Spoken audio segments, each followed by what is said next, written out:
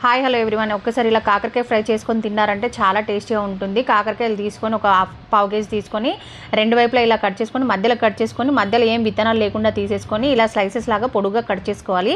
ఇలా కట్ చేసుకున్న తర్వాత కొద్దిగా సాల్ట్ వేసేసుకొని మొత్తం కలిపేసుకొని ఒక 5 మినిట్స్ అలా పక్కన పెట్టేసుకోవాలి. పక్కన పెట్టేసుకున్న తర్వాత 5 మినిట్స్ తర్వాత కాకరకాయల నుంచి వాటర్ మొత్తం ఇలా పిండేసుకోవాలి. పిండేసుకున్న తర్వాత కాకరకాయ ముక్కలలో బియ్యం పిండి, రవ్వ, తగినంత కారపొడి, ధనియాల పొడి, గరం మసాలా, పసుపు, సాల్ట్, ఆమ్చూర్ పౌడర్ ఈ మొత్తం వేసేసుకొని మొత్తం అంతా ఒకసారి కలిపేసుకోవాలి. కాకరకాయల నుంచి వాటర్ వస్తాయి కాబట్టి మనం వాటర్ వేయాల్సిన అవసరం ఇలా మొత్తం కలిపేసుకొని పక్కన పెట్టుకున్న తర్వాత ప్యాన్లో ఆయిల్ హీట్ చేసుకొని కాకరకాయ ముక్కలు వేసేసుకోవాలి. ముక్కలు వేసేసుకొని లైట్ గోల్డెన్ కలర్ వచ్చేలాగా ఫ్రై చేసుకోవాలి.